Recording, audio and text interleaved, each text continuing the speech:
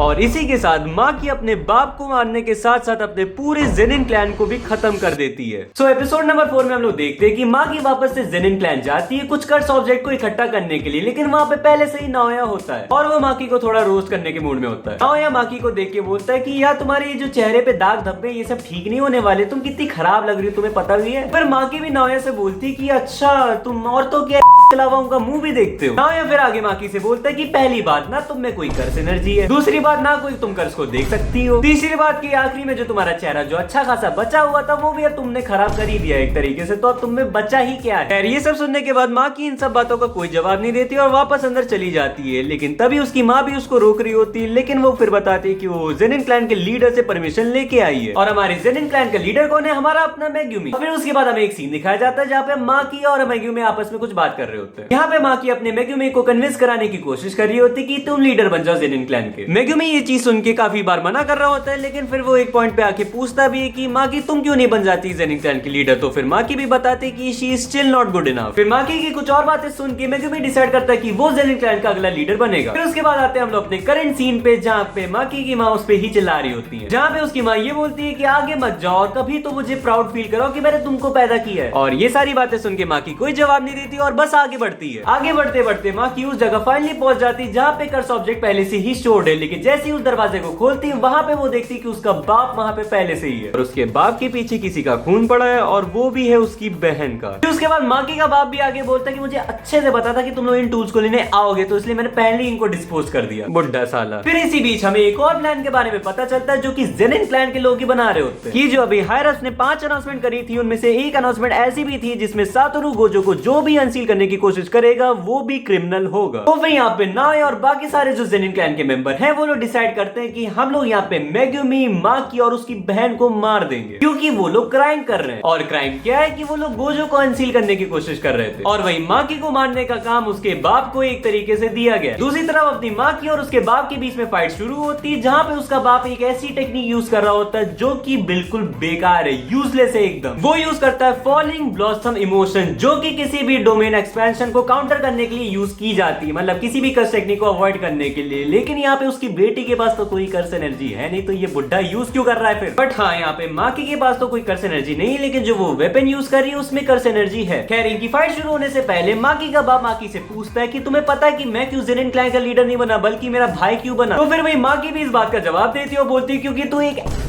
तू अपने ही बच्चों को मारता है इसलिए तू नहीं बना। अब इन सब बातों के बीच इनकी फाइट शुरू हो चुकी है जहाँ पे माकी अपने ही बाप की स्वॉर्ड को तोड़ देती है, लेकिन उसका बाप भी उस टूटी हुई स्वॉर्ड से माकी को डैमेज कर देता है। ऐसे उसके बाप ने यहाँ पे अपनी कर्स एनर्जी यूज करी जिसकी वजह से उसका ब्लेड लंबा हो गया और जिसकी वजह से वो अपनी माकी को डैमेज कर पाया। खैर यहाँ पे माकी के डैमेज होने के बाद उन लोग की फाइट ज्यादा देर नहीं चलती जहाँ पे उसका बाप ऑलरेडी जीत चुका होता और उसका बाप माकी और उसकी बहन दोनों की बॉडी को लेके घसीटते हुए लेके जा रहा होता और एक रीजन भी बता रहा होता कि क्यों वो जेनिन क्लैन का लीडर नहीं बना। वैसे यहाँ पे अभी दोनों जिंदा है बट अभी अनकॉन्शियस है। माकी का बाप आगे हमें ये बताता है कि जेनिन क्लैन का लीडर कोई कर्स टेक्निक के बेसिस पे नहीं बनाया गया और वैसे भी उसके और उसके भाई के बीच में ज्यादा कर्स टेक्निक का डिफरेंस भी नहीं है, बल्कि उसके लीडर ना बनने का कारण ये है कि इक्वालिटी ऑफ चिल्ड्रन, जिसकी वजह से वो अपनी माँ की और उसकी बहन दोनों पे इल्जाम लगा रहा होता कि मैं तुम दोनों की वजह से लीडर नहीं बन पाया।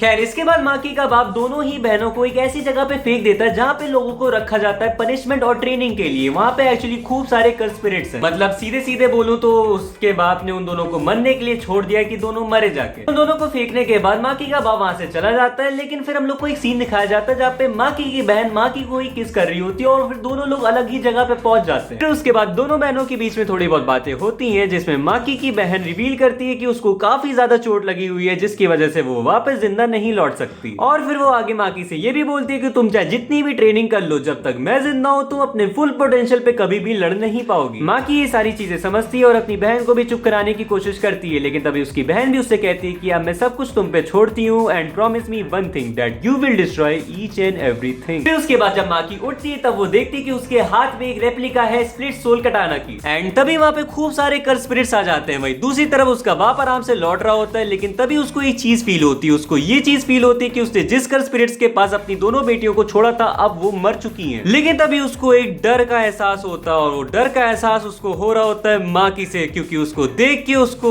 तोजी की याद आ रही होती है। वहीं फिर से माकी का बाप फिर से माकी को मारने की कोशिश करने वाला होता है और फिर से अटैक रिलीज करने वाला होता है, लेकिन तभी हम लोग देखते हैं कि माकी के बाप का सर यहाँ से कट चुका है, माकी का बाप मर चुका है। और ये चीज होने के बाद जेनिन क्लैन के अंदर एक अनाउंसमेंट होती है जहां पे बताया जाता है कि माकी का दिमाग खराब हो चुका और माकी ने अपने ही बाप को मार दिया है। इस पॉइंट पे माकी को मारने के लिए सब के सब गैदर करते, सब के सब। फिर उसके बाद जो होता है भाई, माकी एक एक को मारती है, किसी का गला काटती, किसी का पैर, किसी का हाथ, किसी का पेट, सब कुछ एब्सोल्यूट सिनेमा। और फिर उसके बाद वहीं बीच में एक आदमी आता है और देखता है कि वहां पे सब लाशें बिछी हुई है, हर तरफ खून फैला हुआ है और वहां पे बीच में सिर्फ और सिर्फ माकी खड़ी हुई है। अब यहाँ पे माकी को रोकने के लिए जेनिन क्लैन के स्ट्रॉन्गेस्ट मेंबर्स भी आते हैं, लेकिन फिर भी माकी तो डोमिनेट करेगी। तो मेंबर्स का तो माकी गला ही तोड़ देती है, लेकिन वही तीसरा मेंबर जो कि माकी को थोड़ा बहुत रोक भी पाता है, लेकिन उसको रोकते रोकते भी उसके आंख, नाक, मुंह से भी खून आने लगता है। और फिर जो आखिरी में जो बंदा होता है वो माकी के ऊपर खूब सारे घूंसे बरसाता है, लेकिन वही दूसरी तरफ जो माकी को दूर से रोक रहा होता है उसको लगता है कि अब शायद माकी मर चुकी है, लेकिन ऐसा नहीं होता। माकी सामने से उसी बंदे का गला लेके आती है और उस बंदे को जो रोक रहा था दूर से उसका भी गला काट देती है और फिर उसके बाद उस बंदे का सर वो पानी में फेंक देती है और तभी वहां पे नाओया की भी एंट्री होती है। फिर वहीं पे नाओया भी माकी से पूछता है कि अरे अरे शायद तुम्हारे पास दिल विल नहीं है क्या। तभी वहीं पे माकी भी बोलती है कि नहीं, जब उसकी बहन चली गई तो उसके साथ साथ उसका वो दिल भी ले गई। फिर उसके बाद यहाँ पे माकी और नाओया के बीच में थोड़ी सी हैंड टू हैंड कॉम्बैट शुरू होती है, जहाँ पे हमें नाओया का पास भी दिखाया जाता है। उसके पास के अंदर हमें दिखाया जाता है कि नाओया को बचपन से ही सिखाया गया है कि वो काफी ज्यादा स्ट्रॉन्ग है और अगला लीडर वही बनेगा। और साथ में उसको ये भी पता चलता है कि जेनिन क्लैन के अंदर एक ऐसा भी मेंबर है जिसके अंदर कस एनर्जी नहीं है। तो फिर नाओया भी सोचता है कि वो बंदा रहता कैसे होगा बगैर कस एनर्जी में, वो भी जेनिन क्लैन के अंदर कैसे रहेगा बेचारा। तभी वही उसकी मुलाकात होती है तोजी से, जिसके पास कस एनर्जी तो नहीं होती, लेकिन नाओया ये देख के समझ जाता है कि वो हद से ज्यादा खतरनाक है। खैर माकी और नाओया के बीच की फाइट में नाओया ज्यादातर डोमिनेट कर रहा होता है और अपनी 24 FPS वाली टेक्निक को यूज करके माकी पे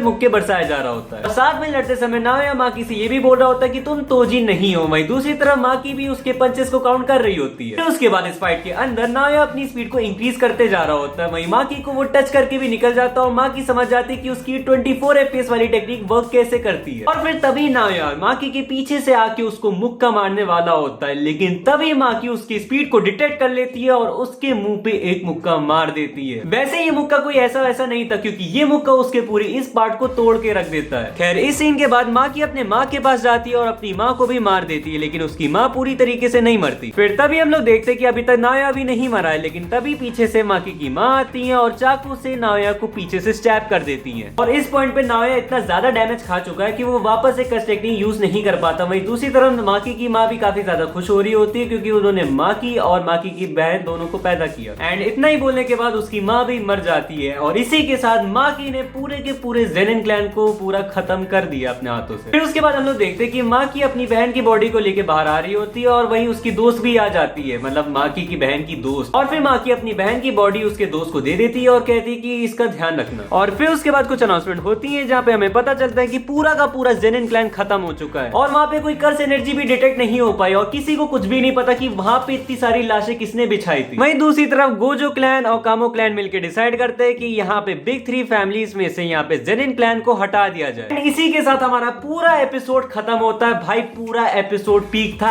एब्सोल्यूट सिनेमा, मैं फिर से कहूंगा। तो आई होप तुम लोगों को ये वीडियो पसंद आई होगी। अगर वीडियो पसंद आई तो भाई वीडियो को शेयर करना, वीडियो को लाइक करना और ऐसी ही वीडियोस के लिए चैनल को सब्सक्राइब भी कर लेना। मिलता हूँ तुम लोगों से नेक्स्ट एपिसोड में, तब तक के लिए goodbye, take care, sayonara.